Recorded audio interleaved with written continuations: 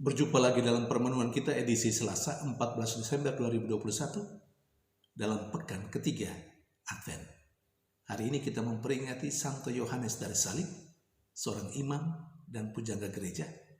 Dan bacaan-bacaan liturgi hari ini, bacaan yang pertama dari nubuat Zefania bab 3 ayat 1 sampai 2, ayat 9 sampai 13, dan bacaan Injil dari Injil Matius bab 21 ayat 28 sampai 32. Ada sebuah nasihat rohani yang sangat penting dan bagus untuk kehidupan gereja, untuk saya dan Anda, untuk kita semua, yang diberikan oleh Santo Yohanes dari Salib. Apa itu? Yohanes dari Salib mengatakan seperti ini. Setiap jiwa tidak akan mampu sampai pada kedalaman kekayaan dan kebijaksanaan Allah jika tidak masuk dalam aneka penderitaan dan menyatukannya dengan kehendaknya. Mungkin tidak terlalu gampang memahami apa yang dinasihatkan oleh Santo Yohanes dari Salib ini. Tetapi secara sederhana bisa saya katakan seperti ini. Setiap jiwa, setiap manusia baru mampu sampai pada kedalaman kekayaan dan kebijaksanaan Allah jika ia mengantar atau melihat penderitaan atau jika ia mengalami penderitaan-penderitaan itu. Jadi seorang manusia baru bisa masuk pada kedalaman kekayaan dan kehendak Allah kalau orang itu mengalami penderitaan demi penderitaan, lalu menyatukannya dengan kehendak Allah. Dengan nasihat seperti ini, setiap penderitaan yang dialami oleh siapapun, oleh saya dan Anda, tidak hanya sekedar sebuah penderitaan yang menjadi beban, bahkan yang membuat kita putus asa. Tetapi sesungguhnya dalam kacamata permenungan Santo Yohanes dari Salib, justru aneka penderitaan yang dialami oleh siapapun, oleh saya dan Anda, itu menjadi sarana kita masuk, kita sampai pada kedalaman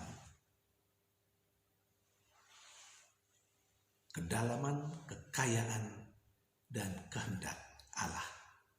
Lebih lagi, kalau mempersatukan penderitaan itu dengan kehendak Allah sendiri, maka penderitaan menjadi bernilai, mempunyai nilai penebusan untuk manusia yang mengalami penderitaan itu. Dan rupanya hal ini sudah dilakukan oleh sekelompok kecil orang di antara bangsa Israel yang disebut dengan sisa-sisa kecil, yang sekalipun mengalami penderitaan, tetapi mereka tetap percaya kepada Allah. Mereka adalah orang atau kelompok yang hina dina, tetapi yang memiliki imannya, yang mempersatukan penderitaannya dengan kehendak Allah, yang melihat penderitaannya sebagai sarana mereka masuk dalam kedalaman kebijaksanaan, kedalaman dari kekayaan dan kebijaksanaan Allah. Seperti yang diceritakan dalam bacaan pertama dari nubuat Zefania. Saudari dan saudara yang terkasih, hal ini penting. Hemat saya, kalau orang memahami ini, orang tidak mengeluh dalam hidupnya, terutama kalau orang mengalami penderitaan demi penderitaan dalam kehidupannya. hal yang kedua dari bacaan Injil. Yesus dengan apa yang dia katakan dalam bacaan Injil sebenarnya mau mengkritisi mindset, cara berpikir orang-orang Yahudi.